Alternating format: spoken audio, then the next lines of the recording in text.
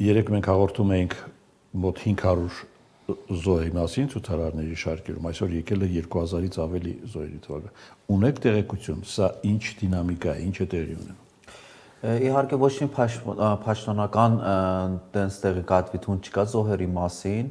դե իհարկե շատ ցավալի է, մեկ զոհել շատ ցավալի է իմ երկրի համար, իմ հայրենակցի համար, բայց ամեն դեպքում արտաքին միջազգային լրատվամիջոցները մի քիչ դիտավորյալ ուրջացնում են թվերը, որովհետև Թրամփը հայտարարել է, եթե զոհերը շատ լինի, կարող է հարձակում կատարենք Իրանի վրա, ինչ որ գործողություններ անենք, լրատվամիջոցները սկսել են այդ օրից համ ներսում գործողություններ են անում իրենց դարերը, որովհետեւ թևերը մեծանա, որովհետեւ զոհեր շատ լինեն, բախումները շատացել են եւ նաեւ լրատվամիջոցները պրոպագանդա աշխատում է, որ ուժացնի այդ թևերը, որովհետեւ ջնջում է, միջազգային ջնջում է շատ լինի Իրանի վրա եւ իրավունք տան հիմք հանդիսանա, որովհետեւ իրեն կարողանան ռազմական գործողություններ անեն։ Ինչ ռազմական գործողություն կարող է իրականացնել։ Հնարավոր է 12 օրվա նման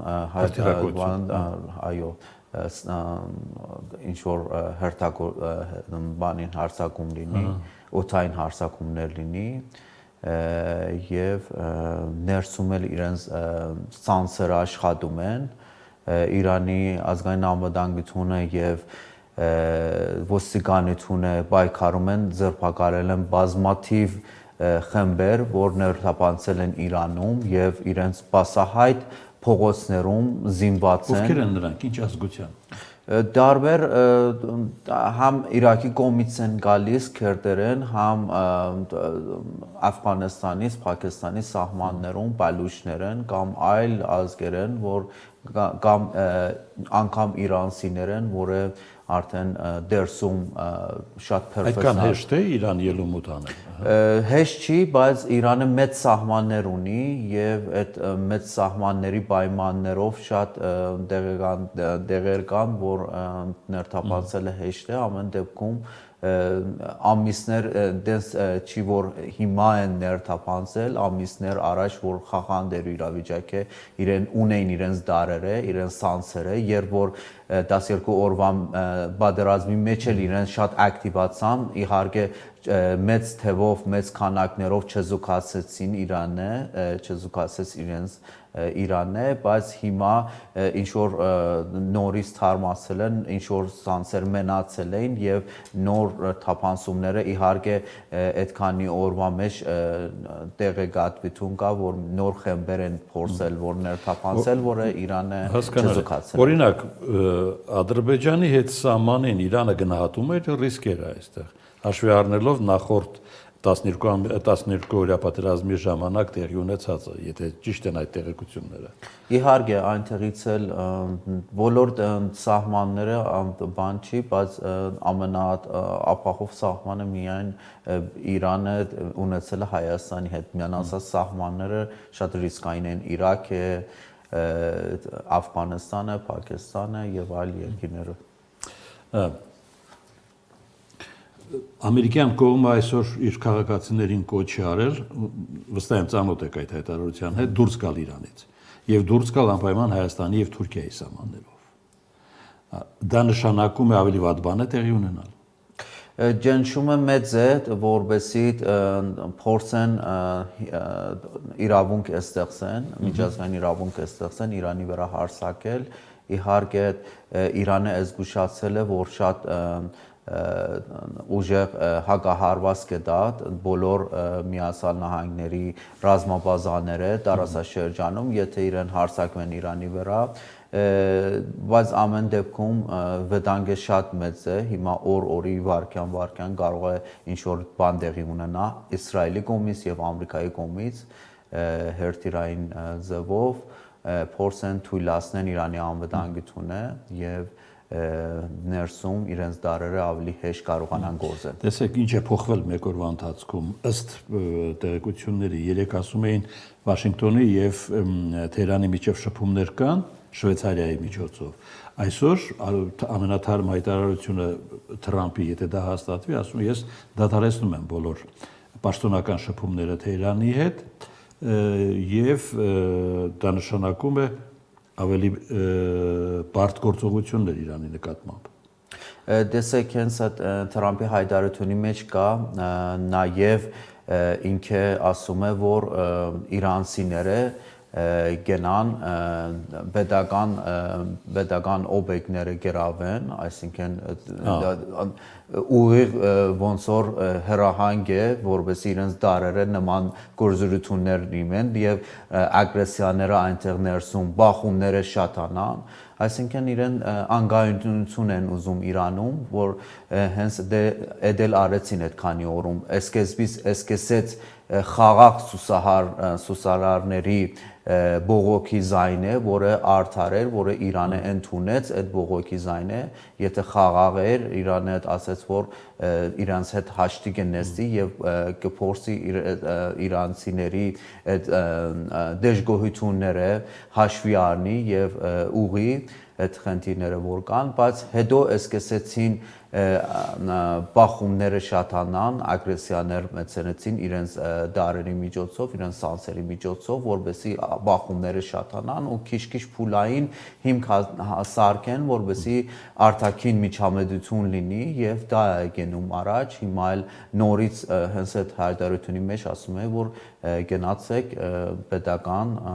օբյեկտները գրավեք, պետական Այսինքն մենք առաջիկա օրերին դեռ գործ կունենանք աճող լարվածության հետ, էսկալացիայի հետ։ Գիտեք, խաղաղ սուսարարների որը շատ էին, բազմաթիվ էին, դա նվազել է այդ բողոքի զայները, բողոքը, բայց ինչ որ տեղի ունենում հարցակում է պետական շենքերի վրա, դաժե մենք տեսել ենք, որ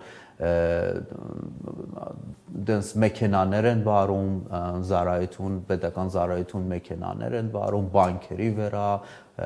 հիվանդանոցի վրա կամ տարբեր պետական շենքերի վրա, ոստիկանությունի շենքերի վրա զինված հարձակումներ է եղել ու շատ դաժանաբար սպանում են իրավապահ մարմինների ներկայացուցիչները ինչ որ տեղի ունենում պետք է դարանջադել խաղաղ սուսարարների ակցիաները կամ այս որ արդեն փորձում են դարացեն արդեն ներսում ահաբեկչություն, ներսում սերեն վիճակ է, որովհետեւ ներսում տեղի ունենա պատերազմ։ Լավ, մինչև այս իրադարձությունները գանք մի փոքր էսկոմ։ Փույա, կարող եք ասել, այս ճգնաժամը կարող էր տեղի չունենալ։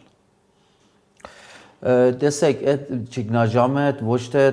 մի օրվա խնդիր է, եթե մենք հետ գնանք, պատճառները ինչ են եղել, դարիներ շարունակ Իրանի տնտեսությունի վրա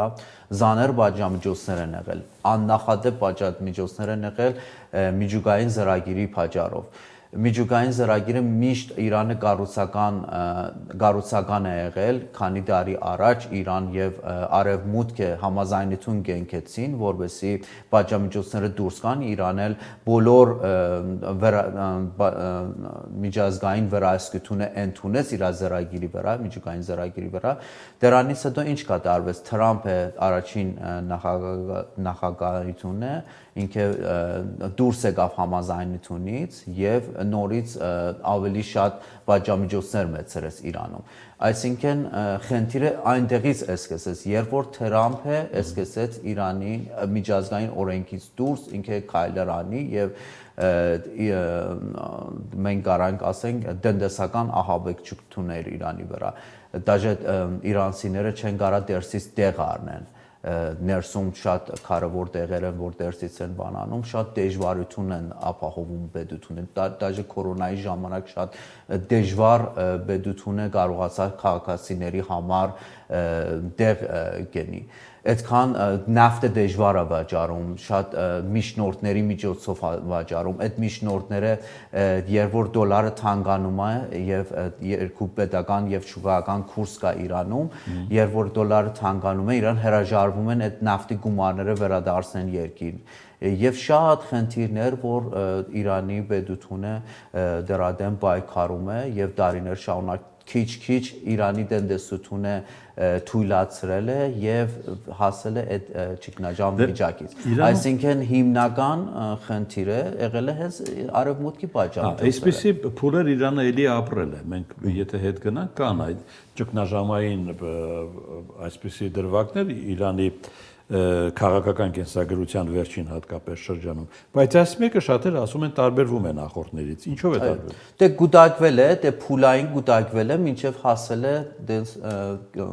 կատնագետի, որովհետեւ արդեն պայթունավիճակ է Իրանի տնտեսությունը։ Ոչ միայն մենք կարող ենք գնահատենք ոչ միայն պատժամիջոցներ են պատճառում, ներսում էլ տնտեսական սխալ քաղաքություններ գնացել, էդել հիմնավորված է էլի պատժամիջոցներից, բայց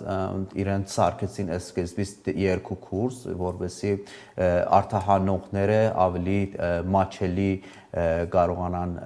այդ բաները գնեն, ապրանքները դերսից, բայց ամեն դեպքում հենց էդի հանդես աղավ, որ որոշ օլիգարխները այդ բաներից իրավիճակից օգտվեցին եւ ավելի խորացրեցին Իրանի տնտեսական ճգնաժամը։